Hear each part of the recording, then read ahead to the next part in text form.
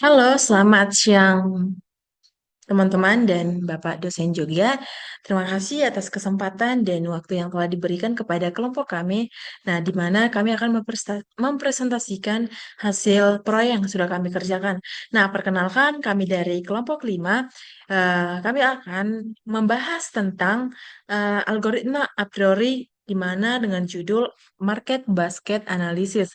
Nah, di mana kami ini ada 5 orang, yaitu dengan saya sendiri, Rogati Delina Baban, dan ada beberapa teman kami, Kezia Octavia Immanuel Gea, Fesi Alias Majuntak, Yohana Lestari Utasoid, dan Lestari Azlinda Manulang. Nah, teman-teman, di sesi ini saya akan membawakan materi eh, beberapa slide yang akan saya bawakan eh, dan akan dijelaskan kembali selanjutnya oleh teman-teman kami. Nah, pada presentasi ini kami akan menjelaskan bagaimana sebuah data transaksi pelanggan bisa dianalisis untuk mengetahui pola belanja pelanggan menggunakan algoritma a priori. Nah, selain itu kami juga akan menunjukkan bagaimana sih hasil analisis tersebut dapat membantu bisnis dalam mengambil keputusan dan meningkatkan penjualan. Nah, kita akan masuk ke slide kedua. Di slide ini kami akan menjelaskan dulu apa sih itu market basket analysis atau yang biasa disingkat dengan MBI. Nah, kita perlu ketahui bahwa MBI adalah teknik data mining yang digunakan untuk mencari tahu produk apa saja yang sering dibeli oleh si pelanggan secara bersamaan. Nah, kalau dijelaskan secara sederhana, teknik ini mencoba membaca kebiasaan pelanggan saat berbelanja. Misalnya nih, ketika seorang membeli mie instan, ternyata dia juga sering membeli telur. Nah, ketika si pelanggan juga sering membeli kopi, dia juga bakalan sering membeli gula. Nah, pola seperti itu bisa diketahui menggunakan market basket analysis. Nah, Eh, analisis ini sangat penting teman-teman karena bisnis jadi lebih memahami perilaku pelanggan mereka. Nah, dengan memahami pola pembelian pelanggan, artinya perusahaan bisa membuat strategi yang lebih efektif seperti rekomendasi produk, promo bundling, atau penataan produk di toko agar lebih menarik pastinya.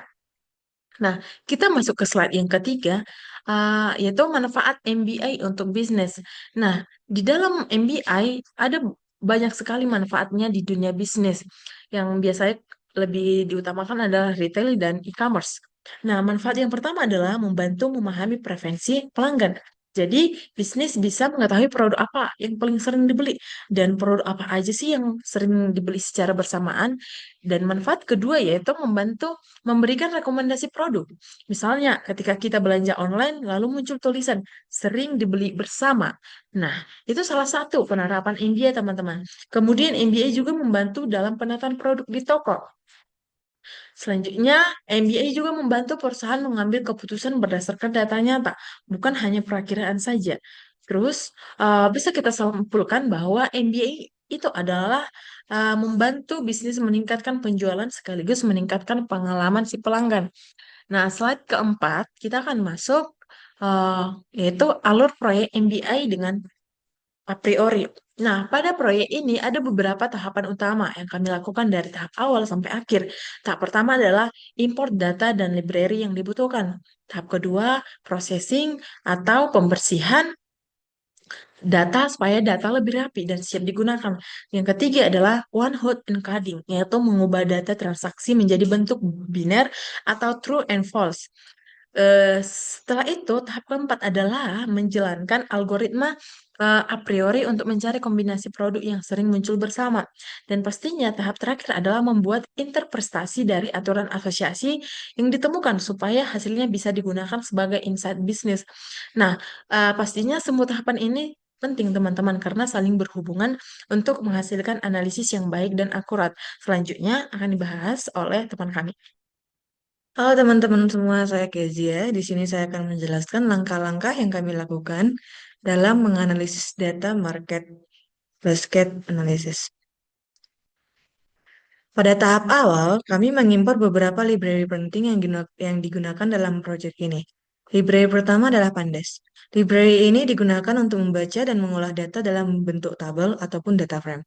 Nah, kemudian ada Transaction Encoder yang digunakan untuk mengubah data transaksi menjadi format one hot encoding.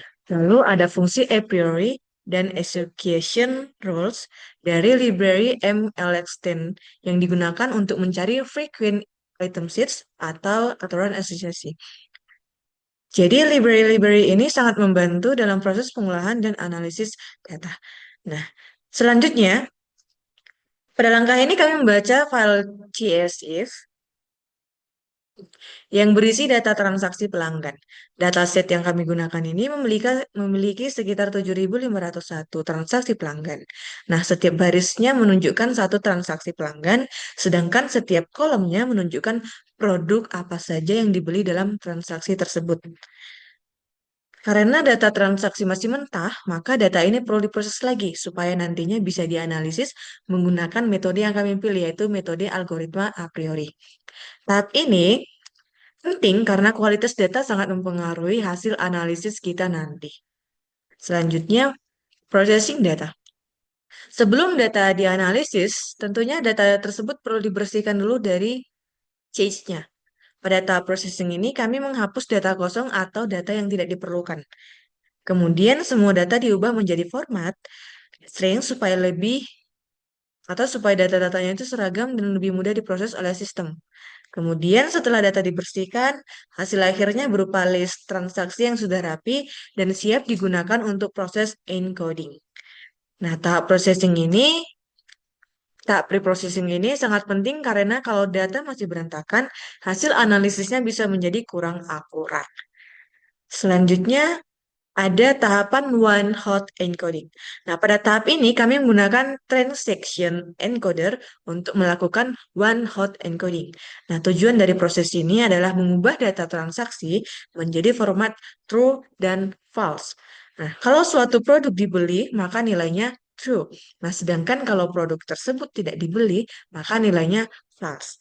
Nah, contohnya, jika kita membeli susu, maka kolom susu akan bernilai true. Sedangkan jika kita misalnya tidak membeli roti, maka kolomnya akan diberi nilai false. Nah, proses ini penting karena algoritma a priori bekerja menggunakan data dalam bentuk biner. Nah, setelah encoding selesai, data menjadi lebih mudah dianalisis untuk mencari pola pembelian pelanggan. Selanjutnya akan dijelaskan oleh teman saya. Baiklah, saya Fesi Alia Simanjuntak akan melanjutkan presentasi dari kelompok kami, yaitu eh, langkah berikutnya menjalankan algoritma a priori. Setelah data siap, langkah berikutnya adalah menjalankan algoritma a priori. Algoritma ini digunakan untuk mencari kombinasi produk yang sering muncul bersama dalam transaksi pelanggan. Di sini kami menggunakan parameter min support sebesar 0,01. Artinya, kombinasi produk harus muncul minimal di 1% transaksi agar dianggap penting dan layak dianalisis lebih lanjut. Hasil dari proses ini juga disebut dengan frequent item sets, yaitu kumpulan produk yang sering dibeli bersamaan oleh pelanggan. Yang berikutnya adalah langkah untuk membuat aturan asosiasi. Setelah mendapatkan frequent item sets, langkah selanjutnya adalah membuat aturan asosiasi menggunakan fungsi association rules. Aturan asosiasi digunakan untuk melihat hubungan antar produk. Contohnya nih seperti jika pelanggan membeli produk A, maka kemungkinan besar pelanggan juga membeli produk B. Pada tahap ini kami juga menggunakan metric leaf untuk memilih aturan yang benar-benar memiliki hubungan kuat. Hasil akhirnya juga berupa aturan asosiasi yang nantinya bisa digunakan sebagai strategi bisnis. Nah, selanjutnya itu ada memahami support. Support di sini adalah ukuran untuk melihat seberapa sering suatu kombinasi produk muncul dalam seluruh transaksi pelanggan. Misalnya nih, support bernilai 0,015, artinya kombinasi produk tersebut muncul di sekitar 1,5% transaksi. Jadi, Semakin tinggi nilai support, berarti kombinasi produk tersebut semakin populer dan sering dibeli bersama oleh pelanggan. Jadi, support ini membantu kita mengetahui produk mana yang paling sering muncul dalam transaksi. Selanjutnya, itu ada memahami confidence. Confidence ini digunakan untuk mengukur seberapa sering aturan asosiasi itu benar terjadi. Contohnya nih, confidence sebesar 32% berarti dari semua pelanggan yang membeli hard dan paper, sekitar 32% juga membeli ground beef. Semakin tinggi nilai confidence, maka hubungan antar produk semakin kuat. Metrik ini juga membantu bisnis mengetahui kemungkinan pelanggan membeli produk lain setelah membeli suatu produk tertentu. Selanjutnya akan dijelaskan oleh teman kami. Saya Yohana Lestari Hutasoik. Saya akan menjelaskan di bagian memahami lead. Selain support dan confidence tadi, ada juga metrik yang disebut dengan lift. Lift ini digunakan untuk mengukur kekuatan hubungan antar produk. Kalau nilai lift lebih dari satu, berarti kedua produk memiliki hubungan positif dan sering dibeli bersamaan. Pada contoh ini, nilai lift sebesar 3,29.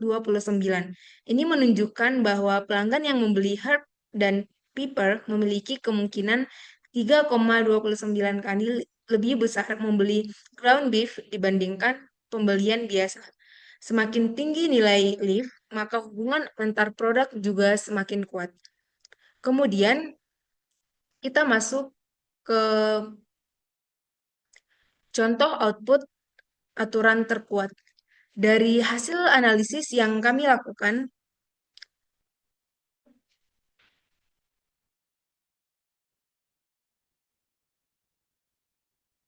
aturan terkuat yang ditemukan adalah herb and pepper menunjukkan ground beef. Aturan ini memiliki support sebesar 1,5%, confidence sebesar 32%, dan lift sebesar 3,29. Hal ini menunjukkan bahwa hubungan kedua produk tersebut cukup kuat dan sering muncul bersamaan dalam transaksi pelanggan. Hal seperti ini nantinya bisa dimanfaatkan pebisnis untuk meningkatkan strategi penjualan. Kemudian kita masuk ke slide studi kasus temuan utama. Hasil analisis menunjukkan bahwa pelanggan yang membeli bumbu seperti herb and pepper biasanya juga membeli ground beef. Hal ini menunjukkan pola belanja pelanggan yang sedang menyiapkan masakan rumahan. Insight seperti ini sangat berguna karena bisnis jadi lebih memahami kebiasaan pelanggan mereka. Dengan memahami pola tersebut, perusahaan bisa membuat strategi pemasaran yang lebih tepat sasaran. Kemudian, rekomendasi strategis untuk bisnis. Berdasarkan hasil analisis tadi, ada beberapa strategi yang bisa diterapkan bisnis. Misalnya, menempati bumbu dan daging berdekatan supaya pelanggan lebih mudah melihat kedua produk tersebut. Kemudian, selain itu, bisnis juga bisa membuat promo bundling seperti beli ground beef dapat diskon herb and pepper. Kemudian di toko online bisa dibuat rekomendasi otomatis berdasarkan pola pembelian pelanggan. Strategi-strategi ini dapat membantu meningkatkan peluang penjualan. Kemudian yang selanjutnya akan dijelaskan oleh teman kami. Hai, dengan saya Lestari Aslinda Manulang akan menjelaskan tentang visualisasi produk terpopuler. Pada visualisasi ini terlihat produk-produk yang paling sering dibeli pelanggan. Mineral water menjadi produk yang paling banyak dibeli, lalu diikuti dengan eggs dan spaghetti.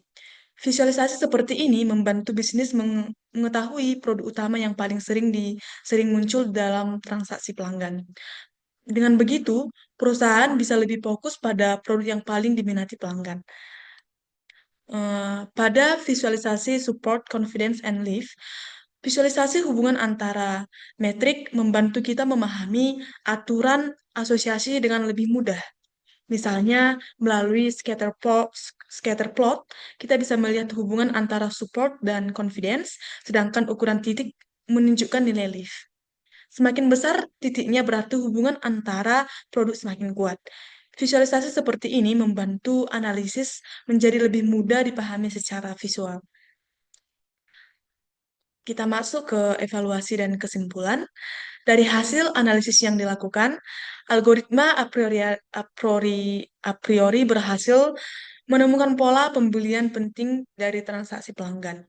Market basket analisis terbukti efektif membantu bisnis mengambil keputusan berdasarkan data nyata. Selain membantu meningkatkan strategi pemasaran, analisis ini juga membantu meningkatkan pengalaman pelanggan saat berbelanja. Dapat kami tarik menjadi kesimpulan utama bahwa market basket analisis membantu memahami pola belanja pelanggan. Algoritma a priori dapat menemukan kombinasi produk yang sering dibeli bersama, dan support confidence dan lift digunakan untuk mengukur kekuatan hubungan antara produk. Dan hasil analisis ini dapat diterapkan untuk meningkatkan penjualan serta strategi bisnis. Baik, mungkin itu saja presentasi dari kelompok kami. Kami mengucapkan sekian dan terima kasih kepada Bapak, Ibu, dosen, dan teman-teman yang sudah mendengarkan presentasi kami ini dari awal sampai akhir. Semoga materi yang kami sampaikan bisa menambah pemahaman tentang market basket analysis dan algoritma a priori. Sekian dan terima kasih. Shalom.